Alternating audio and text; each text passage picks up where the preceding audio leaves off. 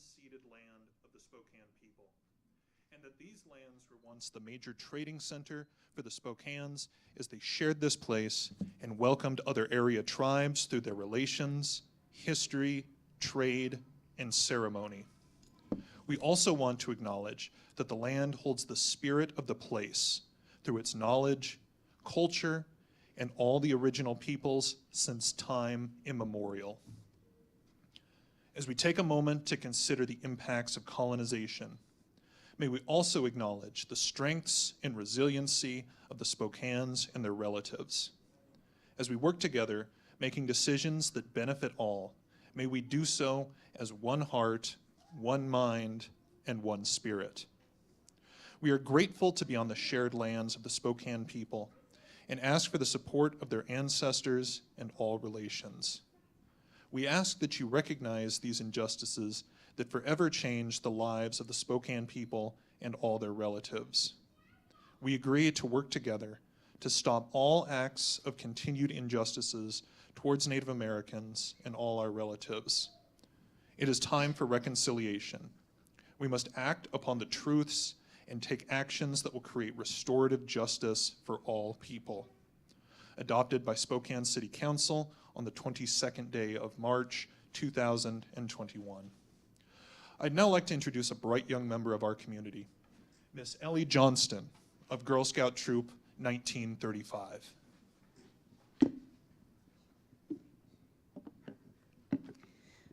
Good evening. I'd like you to stand and join me in reciting the Pledge of Allegiance.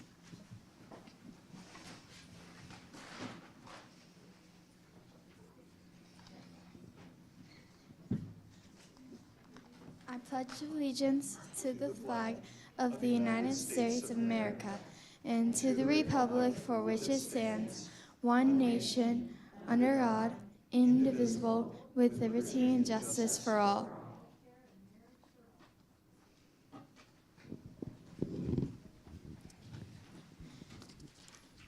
And now I'd like to introduce our moderator, Professor Emeritus of Gonzaga Law School, James McCurdy.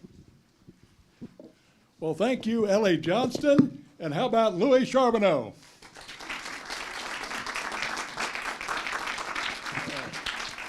And good evening and welcome to the debate featuring the candidates that are vying for the open congressional seat in Washington's 5th Congressional District. We welcome not only our audience here at the Moran Prairie Library, but those viewers who are also watching on community-minded TV, that's Xfinity Cable Channel 14, and those that are joining us on the simulcast on tvw.org. We want to particularly recognize and thank the Republican and Democratic chairpersons from 6 different counties who have traveled to be with us here tonight. I am Jim McCurdy, and I'm honored to be chosen as the moderator for tonight's debate. I'm asked to say a few things about myself and my background, and I'll try to be short about this and probably depart from the script that we have, but I am a lawyer. And I graduated from the University of Texas in 1974 and traveled to South Dakota to practice law. Now that's another story. Some people find it amusing that I was licensed at 4:30 one afternoon and was the first attorney to argue in the South Dakota Supreme Court the next morning. A little bit different there. My career ended up including law school teaching at the University of South Dakota School of Law. And my family moved to Spokane so that I could create a natural resources and environmental law curriculum for Gonzaga University Law School in 1981. I taught several courses at Gonzaga, and one of the later ones that I developed was a sports law course that we'll perhaps talk about later. But we decided that Spokane was our home, and we have been here ever since. So I taught 30 years at Gonzaga, and I am emeritus there, but also taught in other places, Vermont and Connecticut and San Diego, and internationally a few times. One of the things that I have done is to initiate back in 1990 a sports law casebook for law school use. Now I want you to know that the 10th edition is hot off the press, And it's right here. It's available for your reading pleasure. Send your money. Okay. Many of you may know me from the professional baseball activities. I led ownership groups with teams in the Northwest League and the Pioneer League as well, and was the president of the Pioneer Baseball League and commissioner for 26 years there. But much of my work in the community and around over the years is focused on mediation and facilitation of decision-making in issues that involve the public and multi-parties, always looking for a consensus-based type approach there. Thus, you can understand my excitement when I learned that Indivisible and many other diverse organizations and parties joined to collaborate in the formulation of the questions that are going to be presented at tonight's debate. I should be clear. I had no part in the forming of these particular questions, the drafting of them, or anything else, nor the process that's used. I'm just the person that's following the script. Enough about me. Hey, let's look at the format for tonight's debate. There are 4 sections, if you'll count with me. Okay. The first is just a regular old debate section. There will be a party from the Republican Party, an individual from the Republican Party, and one from the Democratic Party that will approach the podium. And they'll be asked a question, and then there will be a response. We all know that. The second section is a bit novel. It is called the rapid fire question section, in which all of the candidates will stand here in the front, and 2 organizations will give them 10 questions each. And they will respond by raising a hand if they agree, keeping it down if they do not, or if there's a mid-range answer, they will wave around the waist or at the middle area. Then we'll go to section 3, which is the second round of the debate. And it's just like the first round. There'll be questions and there'll be responses. Then finally, we get to the 4th section, which we call the interest statement, where each one of our candidates tonight will be able to speak to you about whatever might be on their mind. Let's talk about the questions that have been formulated for the debate. And we should begin by describing the process that was used to come up with these questions. I'm going to read this partly so I don't leave anybody out. But the questions were drafted and designed by a geographically broad-based group of persons, and they're comprised of Republicans, independents, Democrats, media specialists, debate coaches, lawyers, members of the Braver Angels, members of Eastern Washington's Indivisibles, and they come from 12 counties comprising Washington's 5th Congressional District. Now, in the first debate round, there will be a Republican Party candidate that will step to one of the podiums, and there will be a Democratic Party candidate that will step to the other. The teams were selected in order of their prior FEC filing or filing for office in May. I'll introduce each with a brief bio that is provided by the candidate in the first round, and the 2 candidates have agreed as to which candidate shall answer the question first, with the other responding. And all timing has been agreed upon by all of the candidates in advance. Now, for the second question, the candidates will then reverse, and the responder will take the question, and then the person who answered the first question will respond. Our timekeepers, and let's give them a big hand if you would, are going to be Louis Charbonneau and Paula Landsberger. Would you guys wave? Now, these timekeepers are going to hold up a yellow paddle. You check me on this when there's 10 seconds remaining for each person's answer or response. And then there will be a red paddle that's raised when time is up. Is that right? And the individual speaking, you catch me if I'm wrong here, but the individual speaking will complete the sentence and then cease to speak. Now, if a candidate goes over the time limit, you catch me on this, that amount of time will be reduced from their interest statement at the end of the debate. And then the process continues until all the candidates have both answered and responded to questions. Now let's talk about that rapid fire section. Now this is a little bit new for most of us. The two organizations have constructed statements or questions that will be presented to all of the candidates that will be standing right up here in front of the podiums, standing shoulder to shoulder. The candidates are asked to signify, as I mentioned before, a positive response by holding up their right hand, or they can choose to keep it down for a negative response. And they may indicate a mid-range response, as I said before, by waving at the waist. Braver Angels, one of the organizations, will briefly describe its organizations and present its 10 inquiries. And then Eastern Washington Indivisibles will follow with a description of its organization and will provide 10 additional inquiries. Now, the second round of the debate, like I said, is just like the first section. And it'll be following this rapid fire round, and will feature 2 questions for each candidate. And again, the process is the same.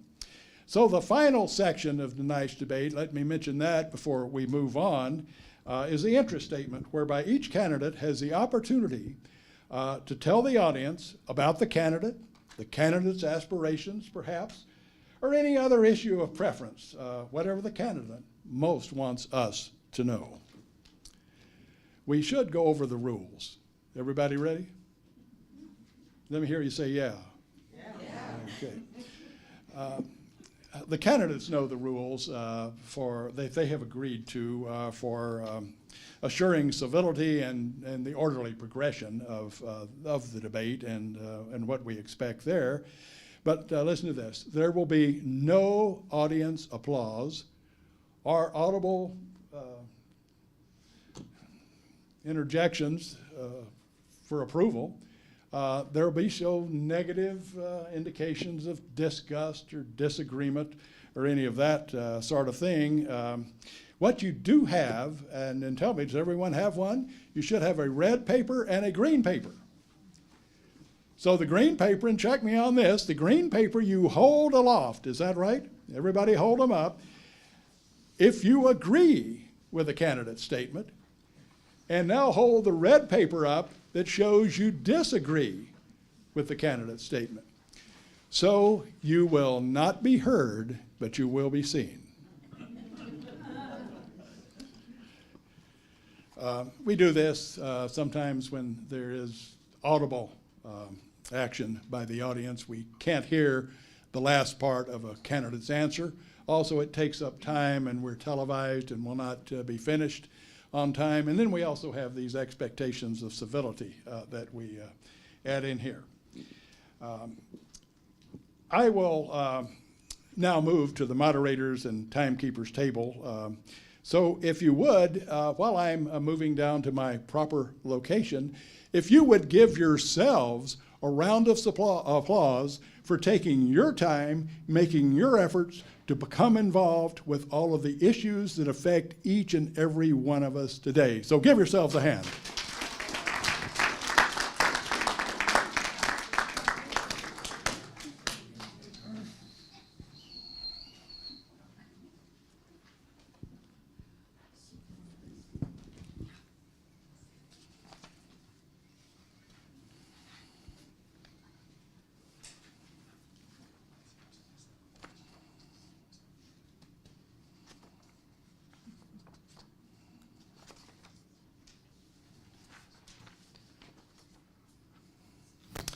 Let us meet our candidates.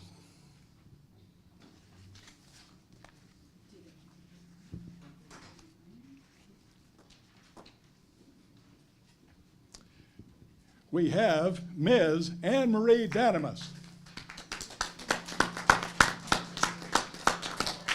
Secondly, we have Miss Carmela Conroy. Next, we have Mr. Matthew Brady Weldy. Then we have Mr. Rick Valentine Flynn. Give me out of Rick. Welcome. And we have Mrs. Renee Holliday. But let's do this at this time before we begin. You've just already done it, but why don't we give a big round of applause for these individuals that are spending their time, their efforts to, again, take on the issues that confront each one of us, run for this congressional seat for the Washington's 5th Congressional District, and serve for the public good as they see it. Let's give them a round of applause. We really appreciate it.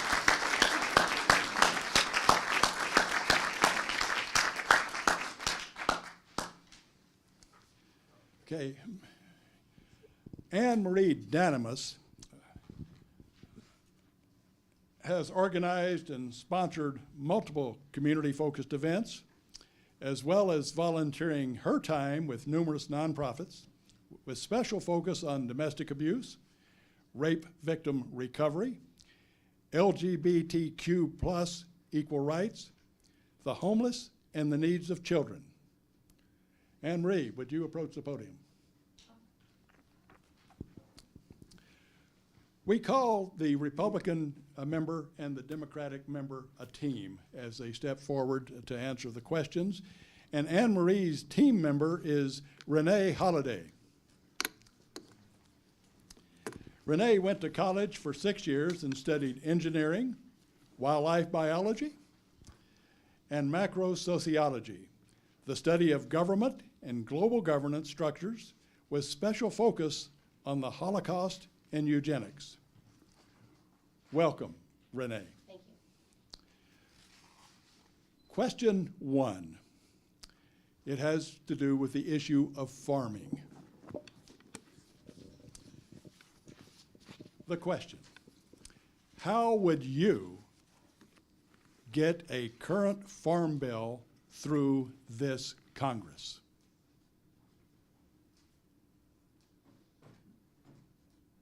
Anne Marie will be the person answering. Protecting America's food supply is a matter of national security. And the first thing I would do to push the farm bill through is to make sure that everyone around me that I was speaking with understood that. Unfortunately, rural communities are losing ground and they're starting to lose faith. We went to Farm Aid last year. I sit on the Ag and Rural Caucus, and I helped out on my family's farm when I was a kid. Small farms, like small businesses, are the backbone of this nation. And we need to stress the importance of their support, and we need to eliminate factory farms. It affects the nutrition of our food, our economics.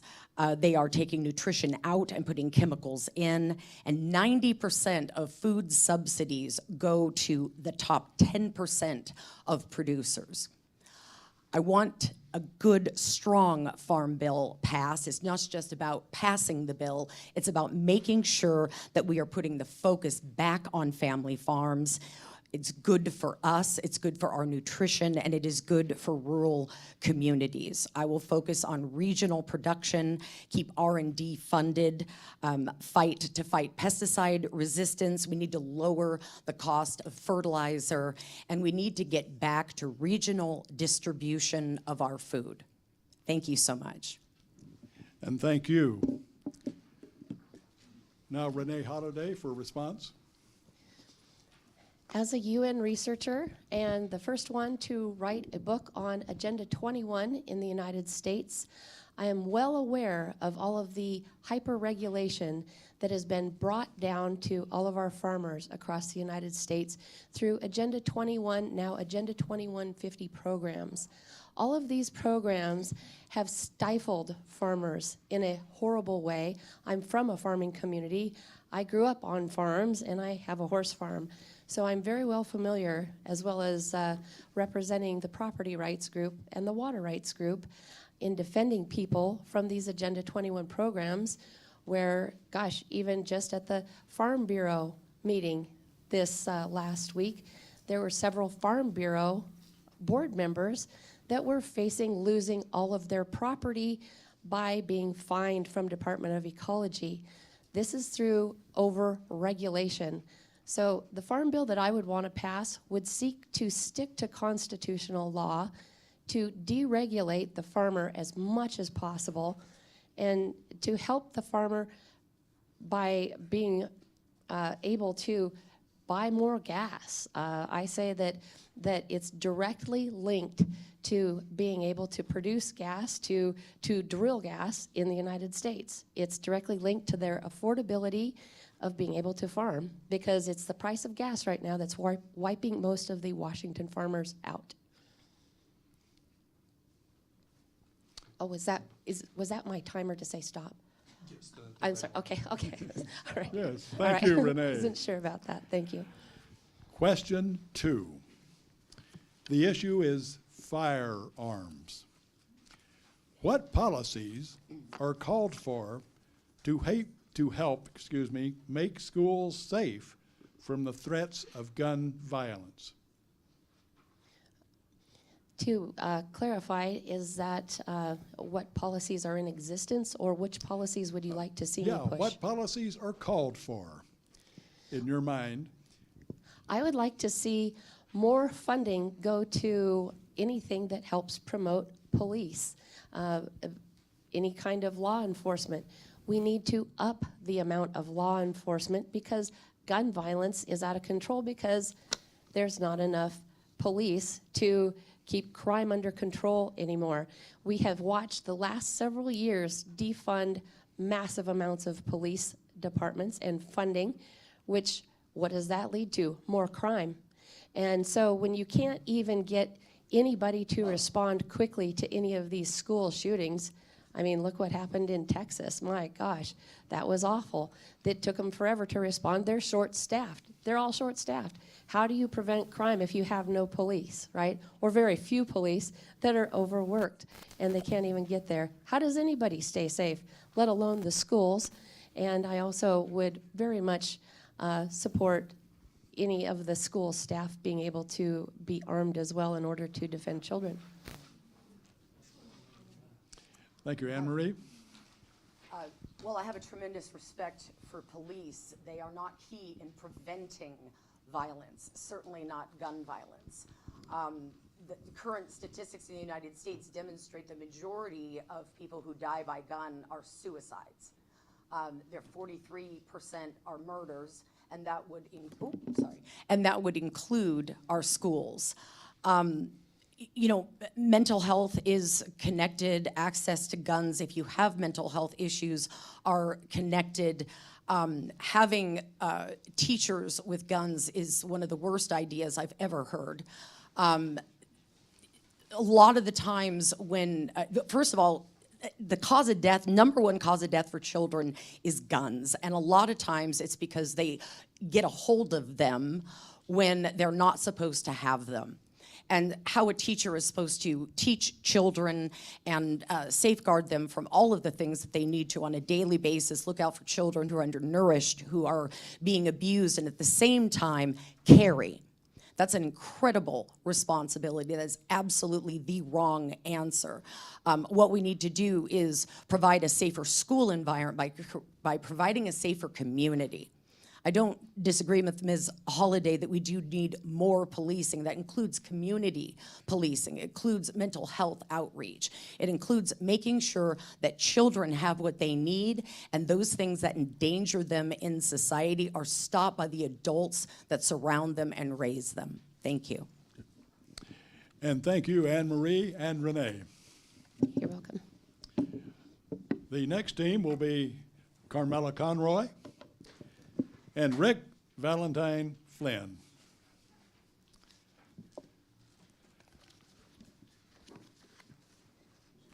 For Carmela Conroy in office, she will prioritize the needs of Eastern Washington, protecting family farms, lowering health care and child care costs, and expanding care and benefits for veterans. She will work to bring down inflation and strengthen the supply chain by boosting American manufacturing and investing in skills and job training programs. She will restore individual freedoms by keeping politicians and justices out of private medical decisions. Her team member is Rick Valentine Flynn. Rick is a U.S. Air Force veteran, a VA caregiver for a disabled veteran, an author, and a member of the Spokane County Board. Coming from a diverse background, he's worked in construction, farming, food services, retail, hospitality, and retirement management. Thank you, Rick. Thank you, Carmela. The question will be for Carmela Conroy. It's question 3. The issue is defense. How do evolving threats, such as cyber attacks and terrorism, impact national security strategies and defense preparedness?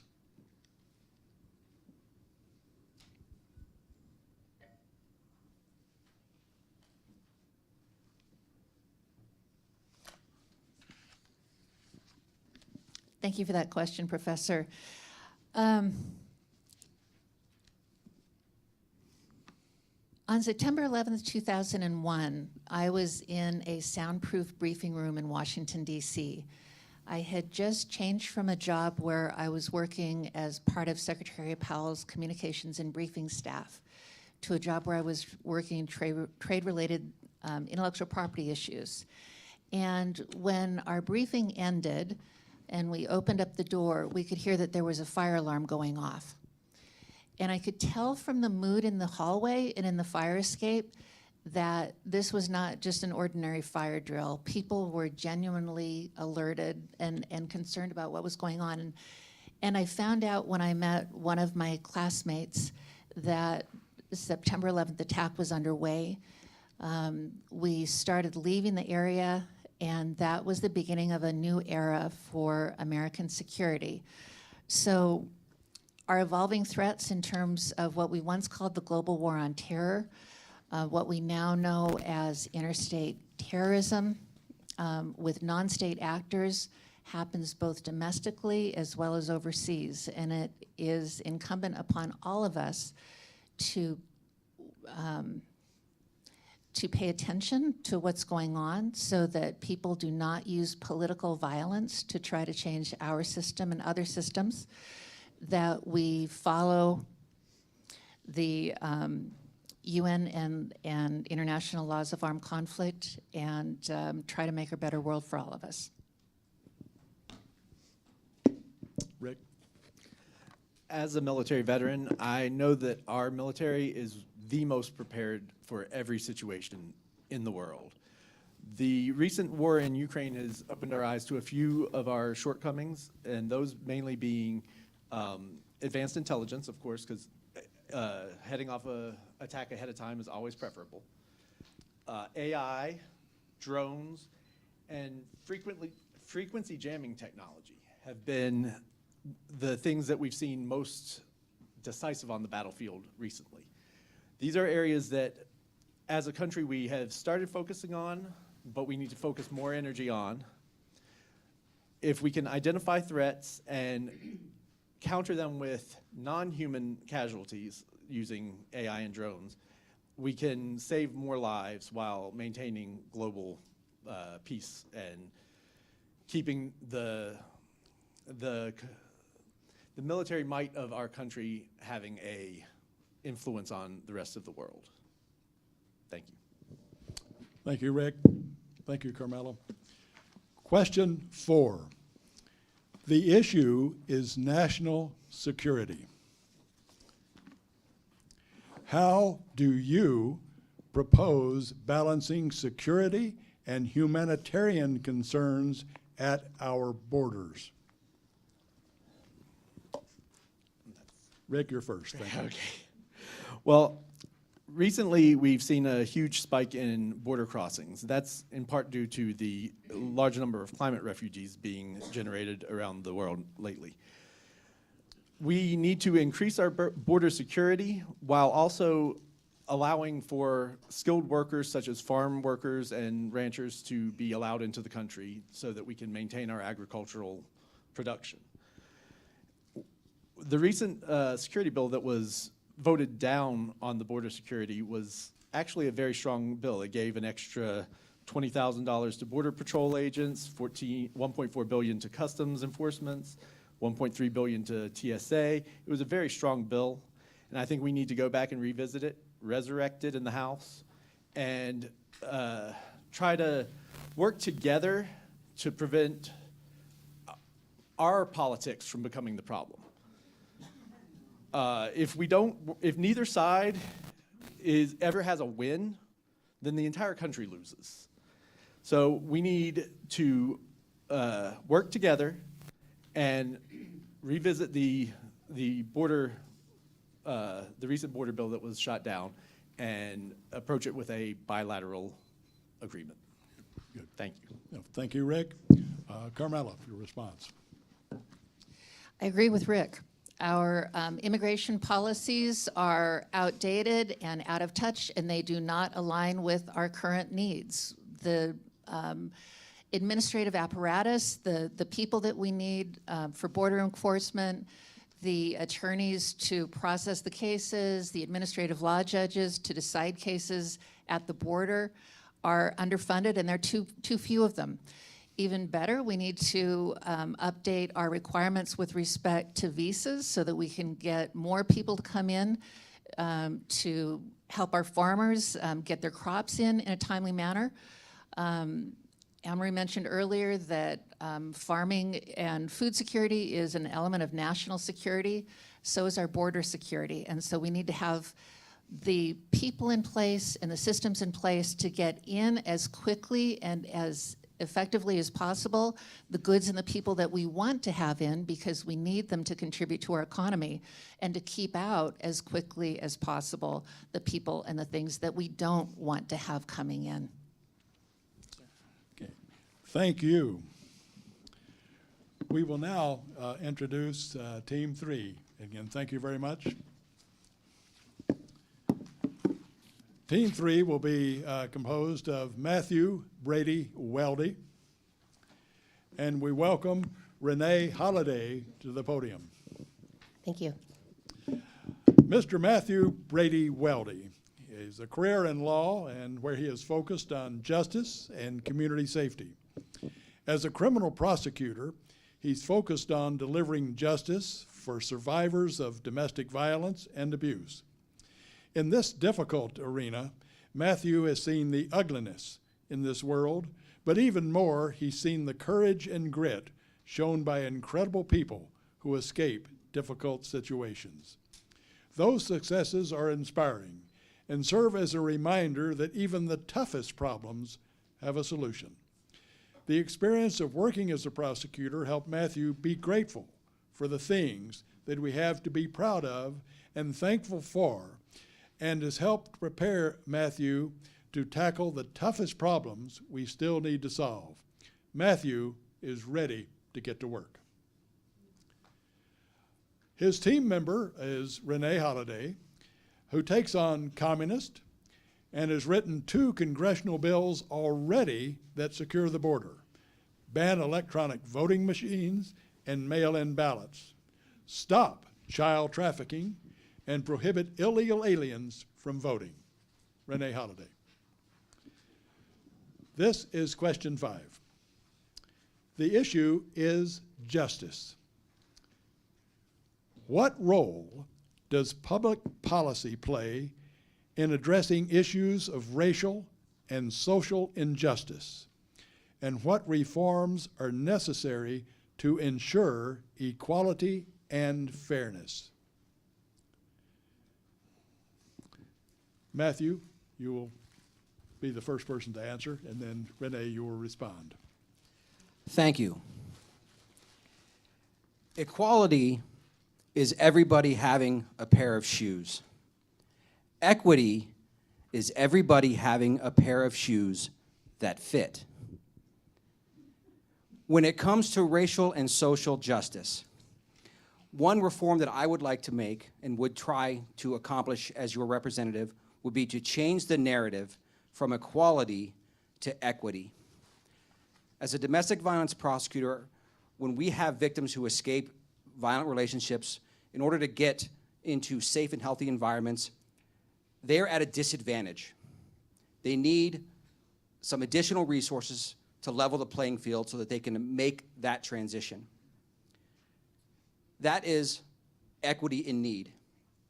Earlier in my career, I worked with a tribal organization to build and maintain a domestic violence batterers program for Native Americans that was run through the tribal organization.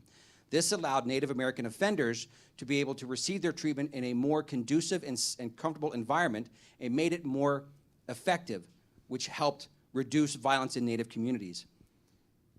That was equity in practice. As your representative, I would pursue a focus on equity to deal with problems similar to that, as well as problems such as inequality or inequity in access to food security, employment, and education. Thank you. And thank you. Renee, your response.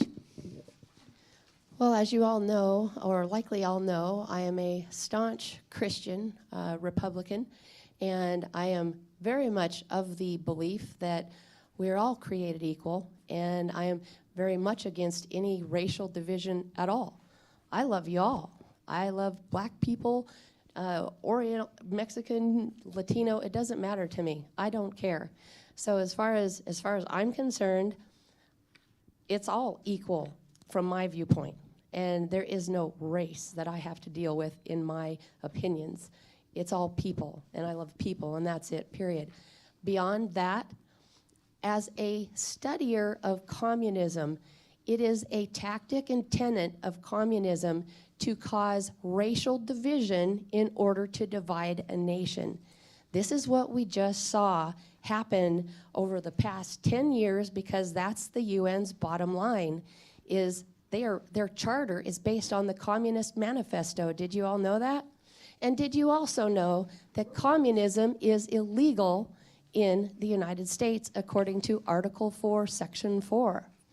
And so absolutely no racism. Let's all cut out the communists' agenda. Let's get back to America the way it was before we were so horribly divided. I love people, and I want to see the divides quit. And if we just oust all of the illegal communist agenda being pushed by the United Nations and the CCP, the division will stop. And so we'll return once again back to traditional America, where it wasn't divided by race. We were all doing pretty darn well before the communist agenda went in to divide by race. Thank you, Renee. Question 6. The issue is foreign affairs. How should the United States position itself in international relations? Renee, you will answer, and then Matthew, you will respond. Well, first of all, I would like to see us get out of wars that we don't belong in. A huge percentage of our budget has gone to Ukraine in what is just a huge money laundering venture that is lining all of the pockets of people that are associated with Ukraine and keep pushing the funding of Ukraine. I'm absolutely against it. Our foreign policy should be to back our allies. One of our greatest allies has always been Israel. Ever since they returned to Israel in 1947 under Ben-Gurion, we have been staunch allies of Israel until just recently. And so if there's anything going on with our foreign policy, it should be to keep up those relationships with our long-term allies and not be involved in provoking Russia by trying to threaten the Ukraine to encourage them to join NATO. That was the whole thing, that Russia said, hey, if you guys do this, we've already made agreements with Ukraine that they can't join NATO. That's a huge threat. So I absolutely do not support any of that, and I support strong support of our allies, and especially Taiwan. Taiwan is just about ready to be pounced on in a very, very vicious way by China. Thank you, Renee. Matthew. Thank you. With regard to how the United States should position itself in international affairs, it's a difficult subject to try and explain in 90 seconds, but I'll sum it up as follows. The United States is the arsenal of democracy. We should position ourselves in foreign affairs that ways that support the spread of democracy and representative government throughout the world and oppose the spread of authoritarianism throughout the world. When it comes to authoritarianism, perhaps it is not a good approach to sit by and let authoritarian leaders expand their influence over greater percentages of the world's resources, such as all the fertilizer generated from Ukraine, which Vladimir Putin wants to take over. It is also probably not a good plan for, as Western democratic nations, led by the United States, to believe what authoritarians try to tell us. When they say things, unless there's a lot of proof to back it up, which there rarely is, don't believe what authoritarians tell you. We should start there. Thank you. And thank you, and thank all. This is the conclusion of round one. And so I will now ask every candidate to please stand up and come to the front of the podiums as I introduce you to Sue Lonnie Madsen, who is the Red State Coordinator for Braver Angels, Washington.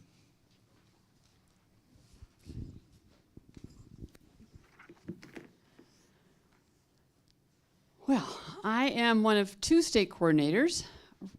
Braver Angels has balanced leadership at every level. So I'm the red coordinator. We have a blue coordinator who's from the east side that's actually on the west side of the state.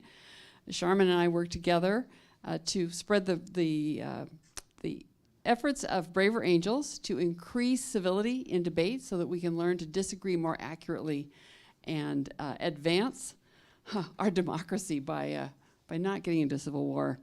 And that's why I appreciated the request to come and help with this debate and bring Braver Angels to light. So we have, the Braver Angels was founded in 2016 after the 2016 elections, or more specifically the reaction to the 2016 elections, when a group of people from both sides of the presidential ballot said, this country needs marriage counseling.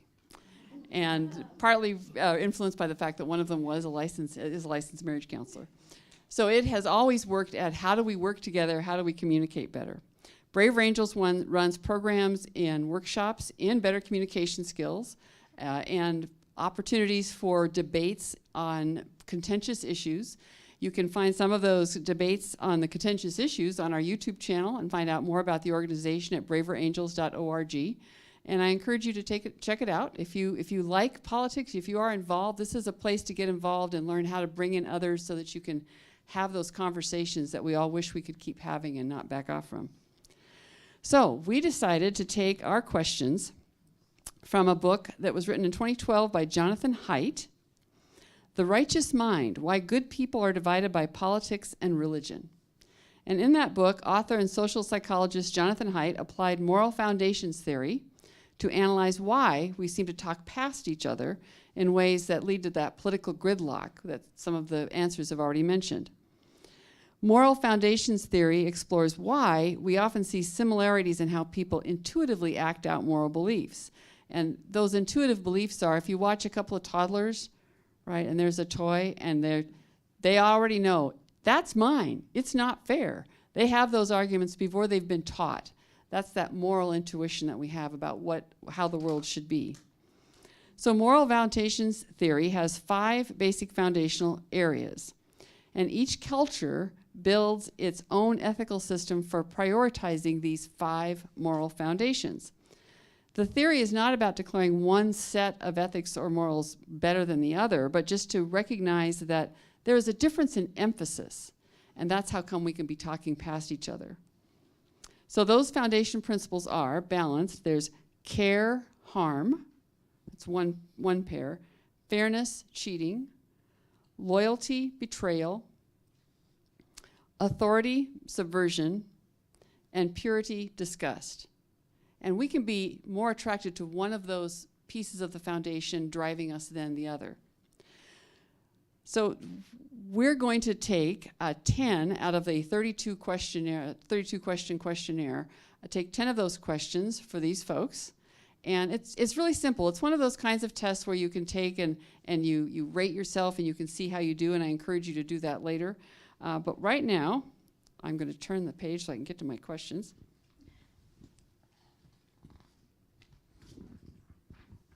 Okay. So, to the candidates, there are no right or wrong answers. It's just a gut reaction. It's life experience is really how, and recognizing how your life experience brings you to this point in your career.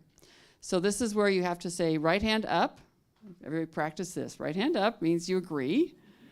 Keeping right hand down is a nope. And if you're unsure, yeah, you can, wavering is wavering, right? And then keep that up until we get to the next question is asked. It says wait to the count of 5, 1,000, just hold it up for 5 or hold it down for 5. We'll go to the next question. So there are a total of 10 statements taken from the Moral Foundation's questionnaire, but we're going to do a warm-up question first of all. So here is the warm-up question. When deciding if somebody is right or wrong about sports, how important is it to know if they root for the Cougars or the Huskies at the Apple Cup?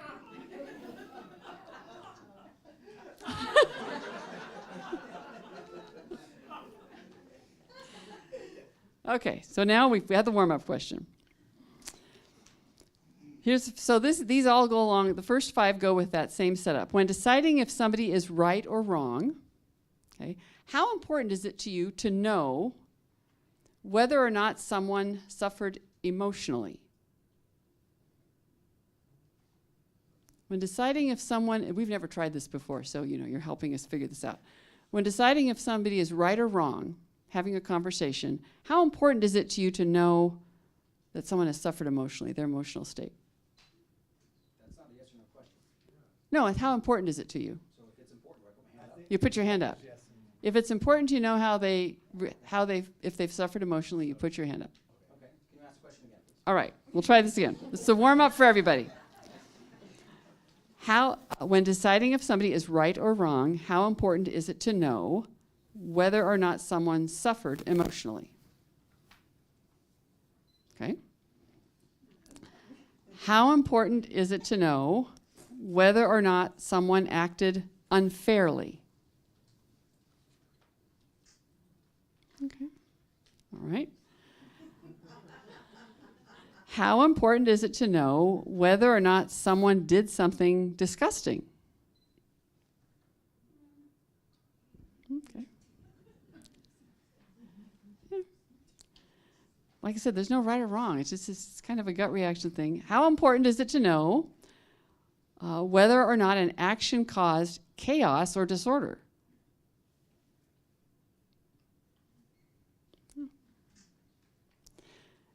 And then the last of this first section, how important is it to know whether or not someone's actions showed love for his or her country?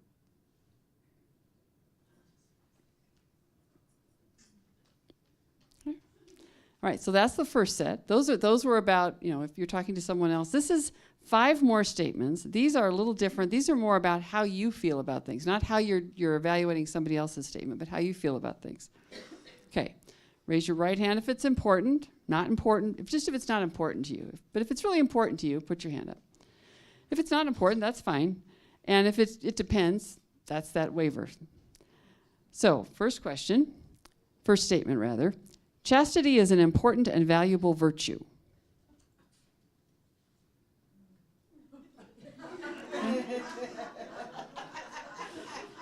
Okay, well, adding emphasis on the end there. Second statement, I am proud of my country's history. Okay. Third statement, men and women each have different roles to play in society.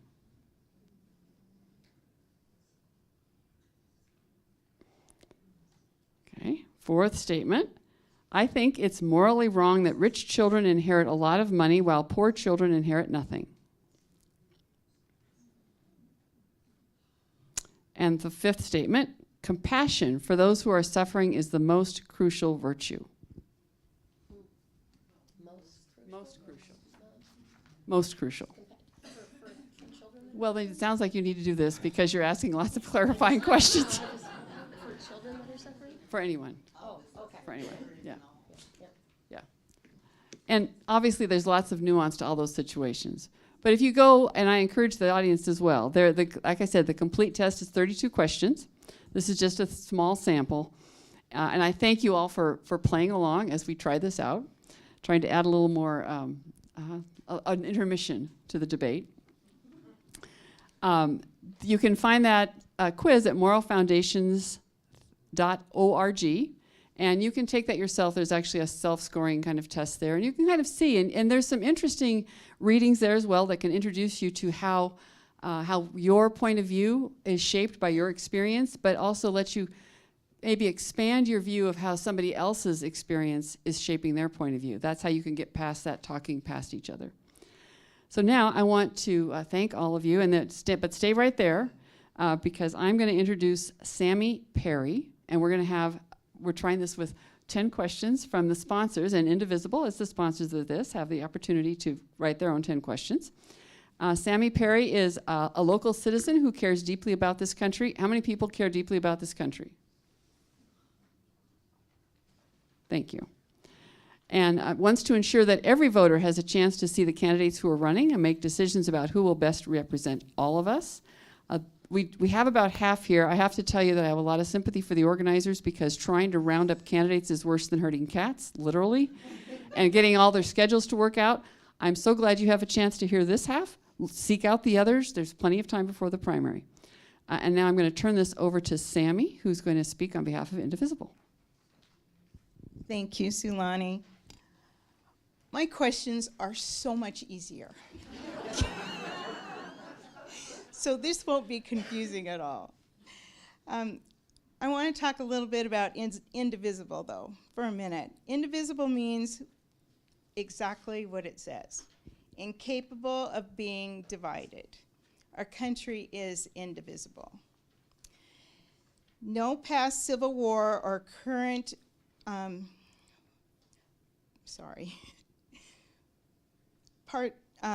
partisanship can truly divide us, so we must strive to work together.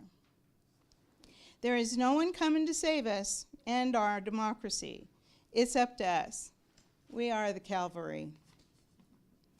So let's find out a little bit more about each other. So the questions I'm about to ask are gathered by the Eastern Washington Indivisible members.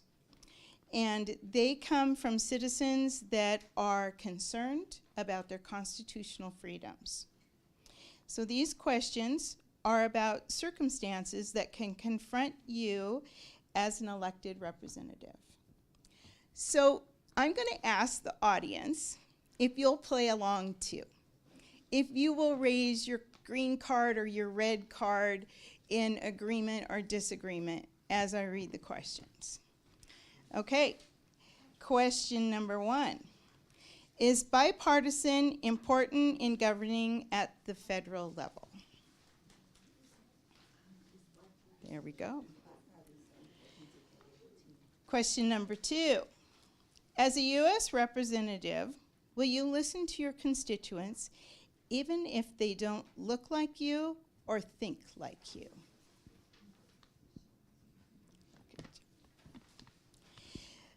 Billions will be spent on this presidential election.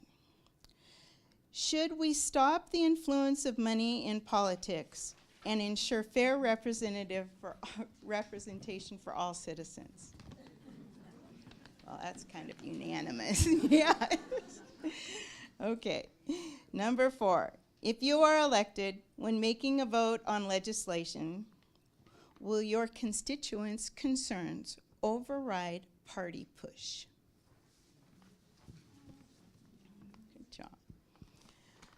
All right. Do you believe the current state of our democracy is in peril from disinformation, foreign interference, and lies told over and over on various platforms?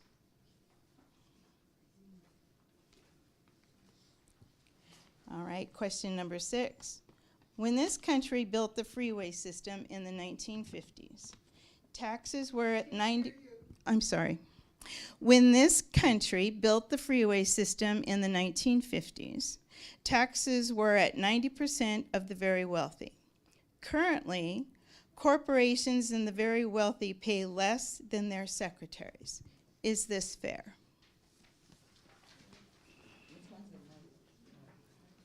Okay. Houselessness, we made that word up, is a greater problem now than it was during the Great Depression. The hedge funds are buying up homes for cash. Working people can't buy or afford rents. Is this a problem for the federal government that can help solve? Can the federal government help solve this problem? Number 8, Russia attacked Ukraine twice now. Once in 2014 and continually since 2022. By the U.S. supporting Ukraine, are we helping support our own security and protecting our country? I love those green cards. Okay, number 9. Social Security is a program that people pay into and earn benefits, like other insurance companies or other insurance programs. Once a citizen has paid into the Social Security program, do you believe they are entitled to their benefits? And last question. Do you agree that women are full citizens and have the right to make their own choices about reproductive health without government interference? Great job, everybody. Thank you so much. Thank you for running. Thank you for all of your hard work and for answering those questions. Thank you. Back to you, Jim. Thank you, Sammy. Let's hear it for Sammy and Sulani.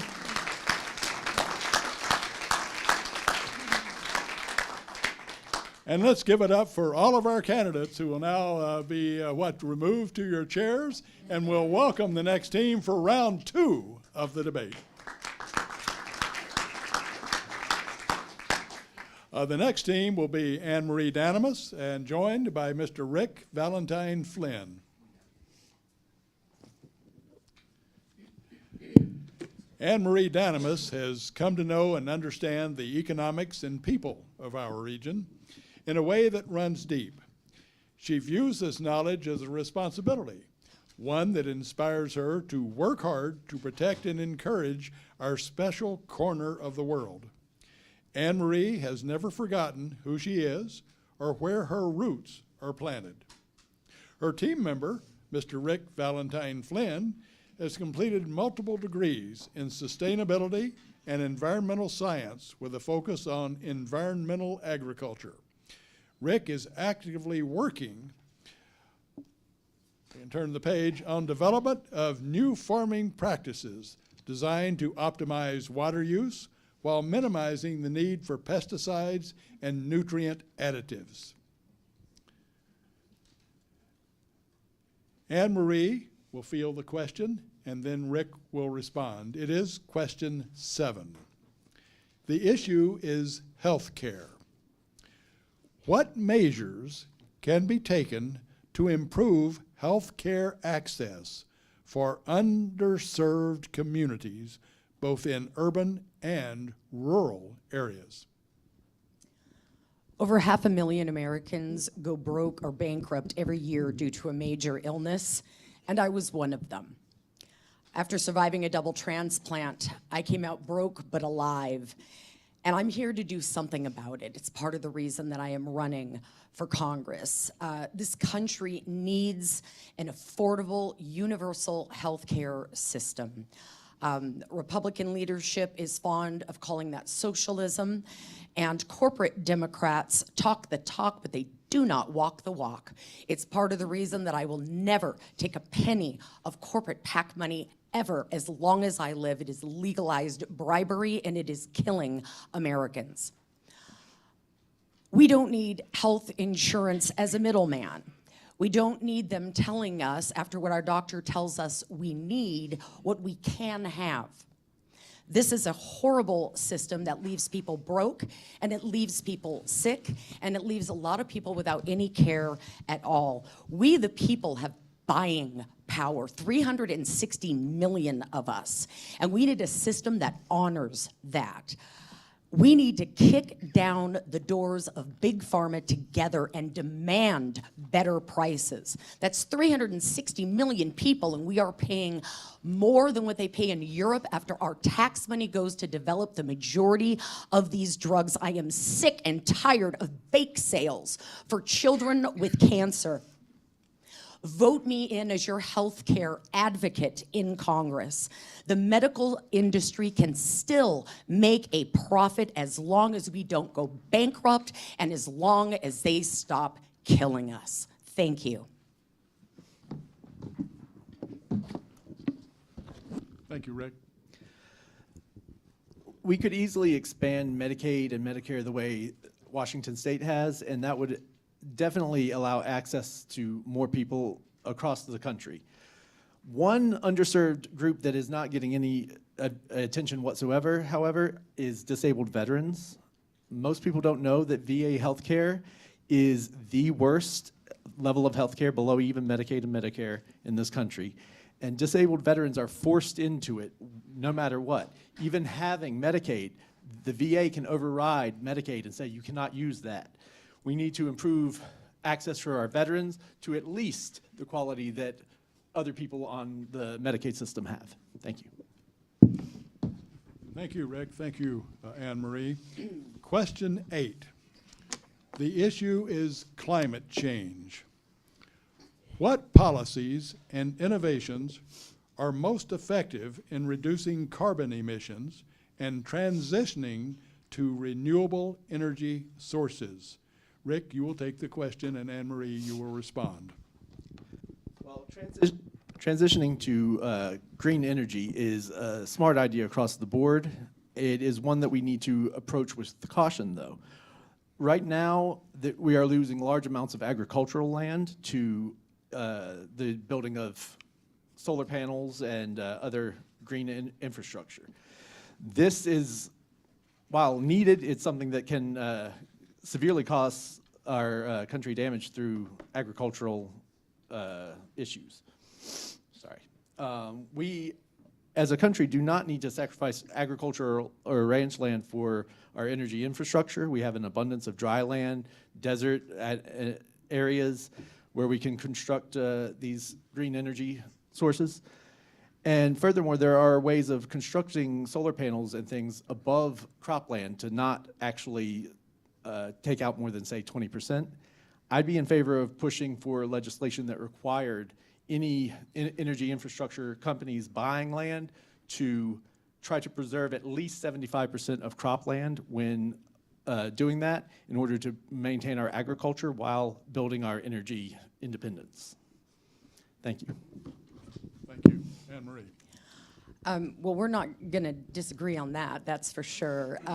We are getting to the point in this country where there is a general consensus that the Industrial Revolution and our continued use of petroleum products are causing havoc on the environment, which also means havoc on our health. Our children are begging us to do something about this issue. You know, if we continue our reckless energy policy, we're going to be in trouble, and it's going to come quick. The GOP, the people that are really stepping up to the plate on that, see the investment opportunity. Green jobs is green money. So, I mean, I think that we can celebrate that. You know, when the Russians put up Sputnik, we said, I'll see your Sputnik and raise you a Neil Armstrong. You know, there's a reason that Les Schwab doesn't sell wagon wheels anymore. This country is a country of entrepreneurs, small business owners, adventurers, inventors, pioneers. If it can be built, Americans can build it. My campaign is defined by vision. You know, we have entrepreneurship and success and forward movement in our blood. It's sewn into our flag. It is who we are as Americans. And I believe that if anyone can conquer this crisis, we the people can. But if we're going to reach across the aisle, we have to start reaching across the street. You know, we have to embrace each other's ideas and our passions and respect the people who still want hamburgers and milkshakes, man. I think that we can have it all. That's what the American dream is, having it all, but let's have it all together. And let's take that American pride and push it to its limit. Let's see more opportunity, let's protect our environment, and let's thrive together. Thank you, Anne Marie. Rick.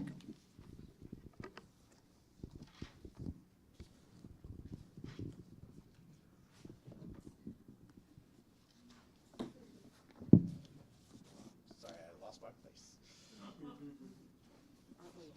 This, I thought. We're done. Yeah, well, I thought. Yeah, we're done. Yes. Sorry, chalk that one up to the moderator.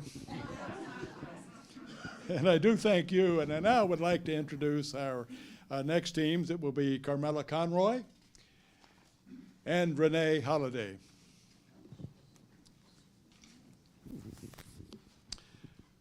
Carmela Conroy will fight for Eastern Washington. Local values guided her previous public service, and that's why she's been endorsed by the National Education Association, Washington State Labor Council, Spokane Mayor Lisa Brown, State Senator Andy Billig, Walla Walla Port Commissioner Andy Schwab, and former Spokane GOP Chair Rick Kuehling. Her team member is Renee Holliday. Renee has written a large number of state legislative bills for a property/water rights group and has written many of bills and House resolutions when she worked in the legislature in Olympia as a legislative aide. UN expert, Christian, MAGA Republican, communist fighter with spine that wins, author, and international Christian radio show host, Renee Holliday. This will be question 9. The issue is economy. What is your approach to handling the national budget deficit? Renee, you will answer, and Carmela, you will respond. The budget deficit is absolutely outrageous. As we know, it has skyrocketed to upwards of 60 trillion now, if you want actual numbers. And how are we ever going to fix that? I mean, good grief. The spending has been absolutely unregulated, out of control. And instead of actually limiting the spending, we just keep passing more bills for more funding, more and more funding. And then off our money goes to other things around the world to fund other things. You know, we're spending billions of dollars a day on things outside this nation we have no business being involved in, while our own nation is going broke. And so if we want to actually fix this, we need to rein in spending. We need to have accountability for where all of those billions of dollars have gone. And so I'm very, very interested, because Congress has the power of the purse, in limiting what expenses actually are being paid. We don't need to be funding the good majority of everything that we're funding outside of this nation, and especially not until our economy is allowed to recover. And basically how we can recover that economy fastest is by drilling our own oil. As it stands right now, we have 3 untapped reserves that actually have over 750 years supply of oil at our current usage. That's not energy independence, that's energy dominance that will bring our economy back under control, and people can actually afford to pay their bills again. Imagine that. And yeah, sorry. Thank you. Carmela.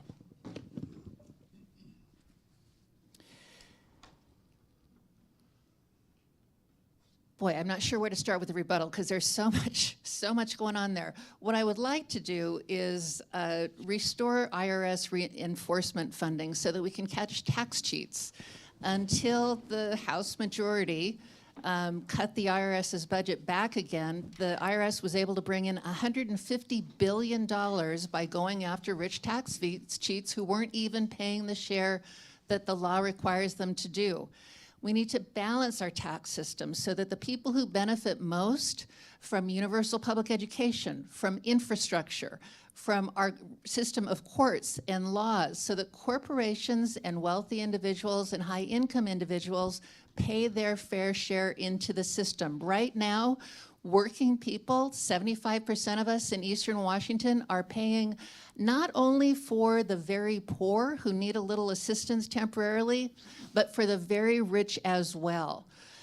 And that has got to be shifted back. And yes, it is the House of Representatives that's responsible for setting forth the budget and originating the tax bills.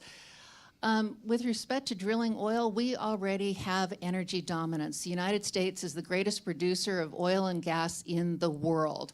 We are contributing mightily to a global market for fossil fuels.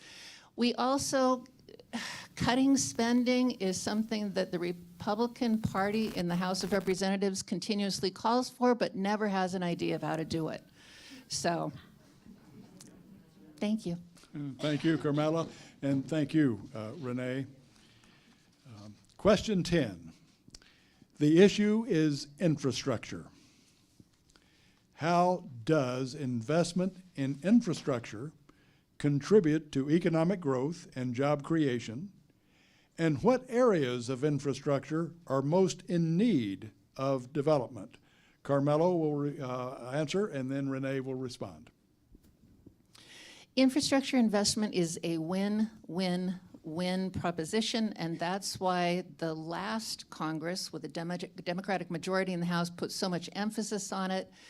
And we passed we are now enjoying the benefits of the greatest infrastructure investment since the New Deal. So that's why I will continue to emphasize infrastructure. So 3 principles. A stitch in time saves 9. Harvard economist Larry Summers estimates that we are behind. We've put off needed maintenance and upgrades to the tunes of about $3 trillion. That's like adding $3 trillion to our national debt. The recent Key Bridge collapse in Maryland caused 3 deaths and huge economic loss, and that is an example of upgrades and maintenance that has fallen behind. Failing to invest now will cost us a great deal more down the road. Secondly, we must make hay while the sun shines. Backed up shipping ports, potholed roads, silted up dams, all delay the movement of people and materials, particularly here in Eastern Washington, where almost 90% of our agricultural product is exported. We cannot afford to have things sitting and spoiling. Putting dollars into infrastructure connects producers and consumers, cities and neighborhoods, improves our economy, improves our competitiveness, and best of all, it can create high-paying jobs. And finally, give somebody a fish, they'll eat today, teach them to fish, and they'll feed their entire family. Infrastructure projects will require workforce development. We need more people in the building trades, from residential construction through major infrastructure maintenance, repair and creation, funding for community colleges, trade schools, grants and loans forgiveness for those students, and union organized programs like the Building Trades Pre-Employment Preparation Program is an investment in workers. It's an investment in America that will pay dividends now and for generations to come. Thank you. Renee. I'm absolutely for infrastructure support. This nation has all sorts of work that needs to be done to it. Every state complains that everything is falling apart. None of the maintenance is being done. And yet what's interesting is in the last bill where we had $1.3 trillion to spend on infrastructure, a huge portion of that actually went to things that didn't actually fix anything. And the corruption there forced a whole huge portion of that right into people's pockets, especially people that were looking to push green energy. What have we got out of that? Did that fix bridges? Did that fix roads? Did that fix interstate highways? You know, there's things that actually need to be done, not just thrown money at, and then the money never gets to those projects. And so it's important that if we have the money for the infrastructure, that we see to it that the fixes are actually accomplished. We want infrastructure improvement. And thank you, Carmela. Thank you, Renee. I will now announce Team 6. It is Mr. Matthew Brady Weldy, sorry, I knew that. And Mr. Rick Valentine Flynn. Matthew Brady Weldy has his proudest early achievement was successfully working to have a stronger domestic violence law passed, after which Matthew successfully prosecuted a domestic violence offender for violating the law that Matthew had written. If elected, Matthew aspires to continue his track record of getting things done by drafting and helping to pass effective legislation that solves problems and makes people's lives better. His team member, again, is Mr. Rick Valentine Flynn, who, as we said, has been involved in sustainable agriculture, is involved in water rights and conservation, and lives, again, in a farm community. Thank you. Question 11. The issue is public safety. What are your thoughts on addressing public safety in our region? Matthew will answer, and Rick will respond. Thank you. One of the most important things we need to do to address public safety in our region is work with the Board of County Commissioners to properly fund the Spokane County Prosecutor's Office and the Spokane County Public Defender's Office. Having worked at the Spokane County Prosecutor's Office for nearly 5 years up till last year, I can speak personally about the difficulties they face due to their salary levels being well below market value and their staffing levels being well below industry standard. There is constant turnover among support staff. There are constant turnover among attorneys. As of March of this year, there were 7 prosecutor attorney positions sitting open that they could not fill because the salaries they offer are far below what are offered by neighboring counties and competing organizations, such as city prosecutors, the Attorney General's office, and things of that nature. The prosecutor's office and the public defender's office cannot keep their people because they lose them to higher paying jobs in the private sector or to other agencies. If you have, the prosecutor's office is like 911. You don't really think about it until you need it. And the public defender's office does a crucial service. As a prosecutor, I understand how important it is for people accused of a crime to have effective representation. The public defender's office needs to be fully staffed and funded so their attorneys have reasonable caseloads, and all the support staff in both agencies need to be doing industry standard workloads, not double the workloads, and for industry standard pay, not substandard pay. We need to start there. Thank you. And thank you, Matthew. Rick. While prosecuting criminals is very important, it doesn't save lives the way we need right now. What we need is a solution to the fentanyl crisis that is hitting our country. It's presenting a danger not only to willing users, but also killing kids that simply touch a surface where it was, that was exposed to it. Law enforcement efforts need to focus more on keeping this plague off of our streets. And this includes both local law enforcement and federal agents protecting our borders to keep the drugs from flowing into our country. I think that would save more lives. And thank you. Our last question is question 12. The issue is education. Do you advocate to support or oppose the Federal Department of Education, and why? I would completely support the Department of Education. I think education is one of the most important things we have in this country. I worked my whole life to get my degrees. I had to go into the military to afford it. It would be nice if education was easier. I do think that we have a one-size-all-fits-all approach to education that we can change, more customized to get some people heading in the college direction, some people heading in the direction of trade schools. But I definitely would support the Department of Education and all of its efforts to bring our country up to the best in all things, to include education. Thank you. Thank you. Matthew. Thank you. Yes, I do support the Department of Education. I do believe that it is important when it comes to education that there be a basic standard nationwide that sets a floor for things such as proper access, appropriate curriculum, and balance equality and equity with regard to spending, so that all across the country, there are minimum standards for the quality of the education, access to education, the quality of the facilities, the quality of the food, and the care provided to the children.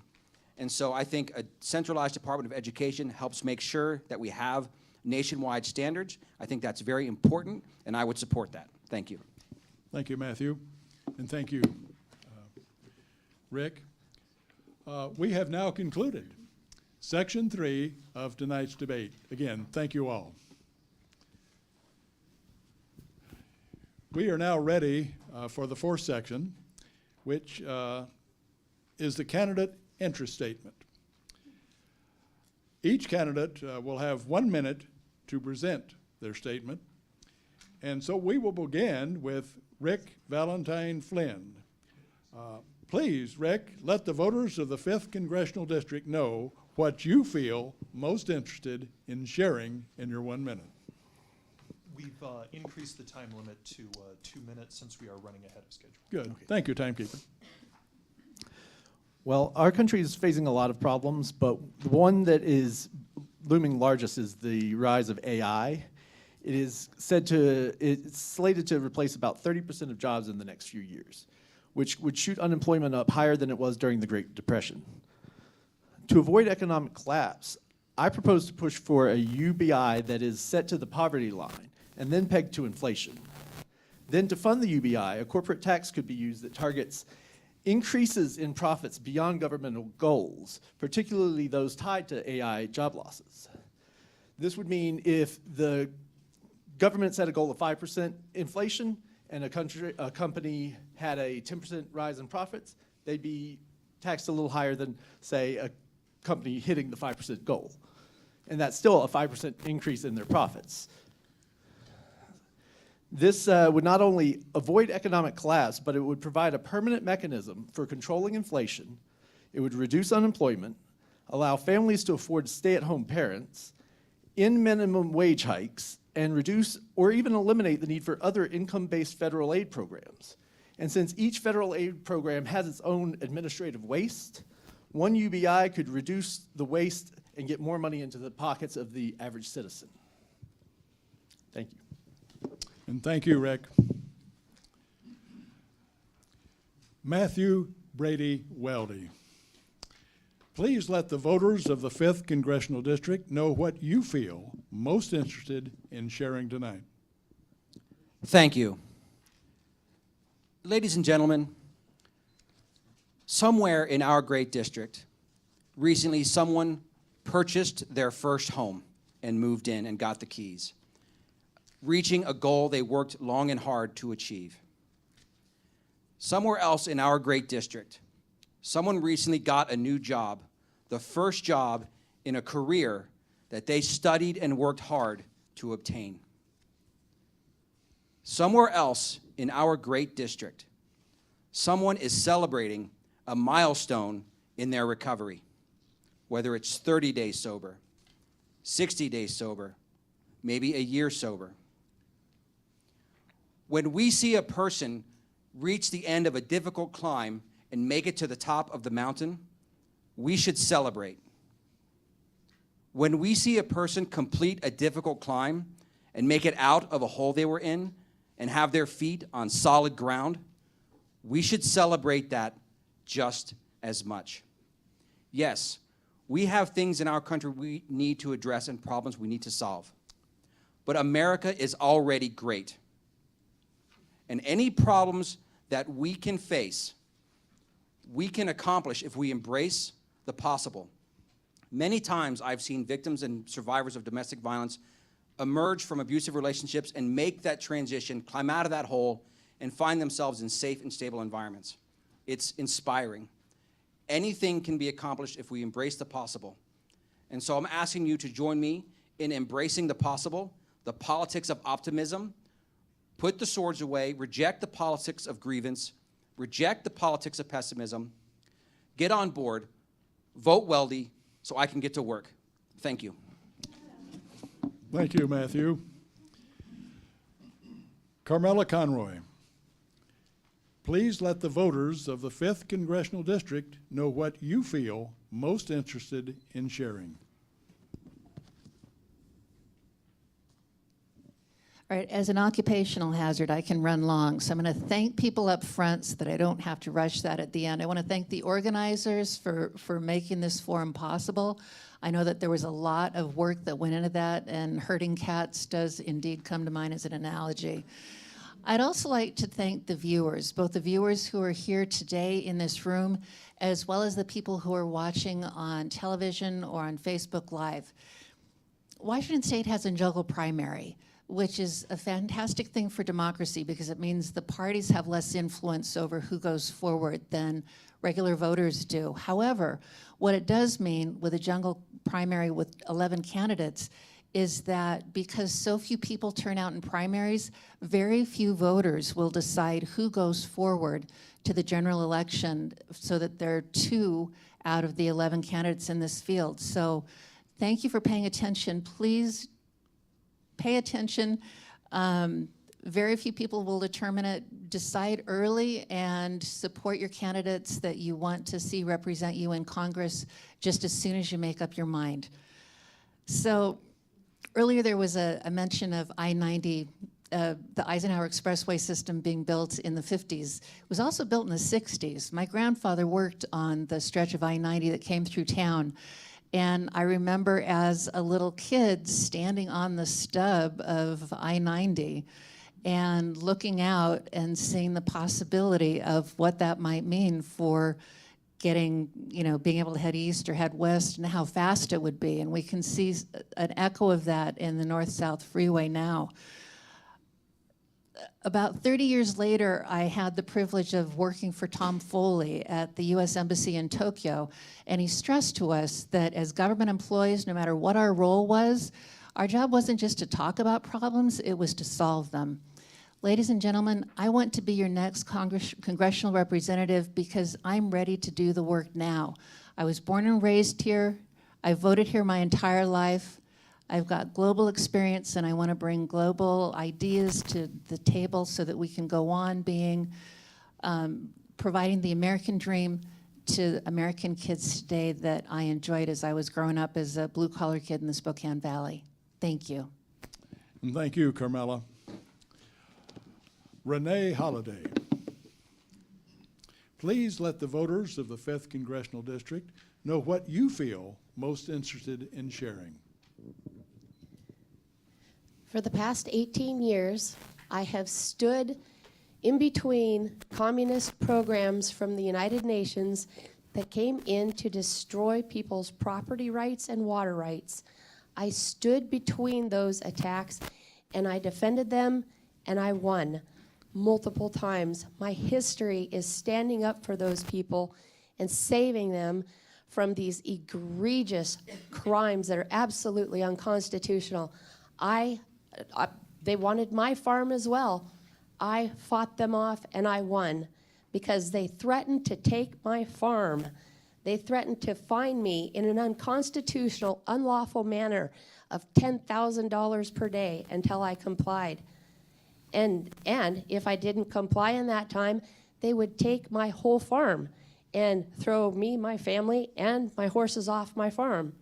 Well, I showed them the law. I made them adhere to the law of the Constitution, and I pushed them back. And I didn't lose. I didn't lose my property. I didn't lose any money. I took the same defense for everyone else in that position because these UN programs are absolutely egregious and they're pervasive. They're unconstitutional in every regard. That's why I win, because I know the law and I stand on the Constitution and on the truth. I've written 2 books about it. It has not been fun in the past 18 years, having to go to bat and try to defend people that are ready to have their property stolen from them because of these unconstitutional UN programs. This is happening currently all over Eastern Washington. Like I said, Farm Bureau board members are facing this right now. Board members. I spoke to 3 of them. 3 of them are facing DOE, 1 threatening the same exact thing they threatened me with, $10,000 a day and complying with unconstitutional regulations and mandates. Well, guess what? I am a UN expert. This is what happens at the national level, at the international level, and I can actually point out where it's illegal and hold people to the law. The UN is also paying all of the illegal invaders to come across the border. The UN is using our money, paying the illegal invaders $1,200 per month. Yeah, it's true. It's true. I'm a researcher. And so, oh, will I still get my 2 minutes? Yes. Thank you. She's consistent, and so I've written 2 books about it, several bills, and I plan to continue to defend the rest of Eastern Washington at the federal and international level. Thank you. Thank you, Renee. Anne Marie Danimus. Please let the voters of the 5th Congressional District know what you feel most interested in sharing. Thank you so much. I own a business I own a small firm, in marketing and business development. My campaign is really defined by a vision of prosperity for all Americans, bringing opportunity back and leaving no one behind. I am the only candidate in this race who has made the pledge to never take a penny of corporate money. And as we move through these issues and these concerns that face this nation, that face us in our homes and our everyday lives, you can almost follow the money and go back to where corporate influence and congressional members have taken money and time and again have chosen the corporations that are funding their campaigns instead of the people that they are supposed to represent. We, the people, a nation by and for the people, can only have true representation if the needs of the people are met and not corporations. My vision of prosperity begins with a fight for universal health care, green jobs through climate action, public education, rural development, and strong unions. I'm the first disabled candidate to run for this office, having survived a double transplant, kidney pancreas. I get asked that and forget to mention it. I will put special focus on the disabled, on veterans, on senior citizens by eliminating the roadblocks to proper care, and for people of color. Black lives matter in the hospital as much as they do in everyday streets. If anyone is talking about the economy with respect to the last 4 or 8 years, they have no business talking about the economy, because this is a 40-year problem since trickle-down economics was introduced. We need to eliminate the ability for corporations to do stock buybacks, which was legal until 10B-18 when Reagan put that in motion. I am not a career politician.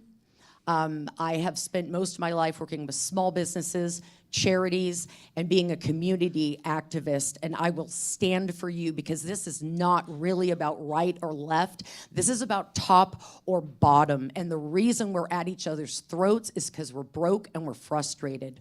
And it is about time that we brought the aggregate wealth of this country back to the middle class and the working class. And I am the woman to do that for you. I will represent you with all my heart, all my soul. I will never take a penny of their money, and you will always come first.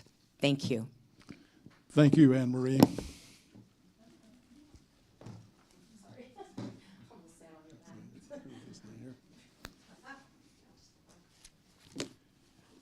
And thank you. This concludes our debate.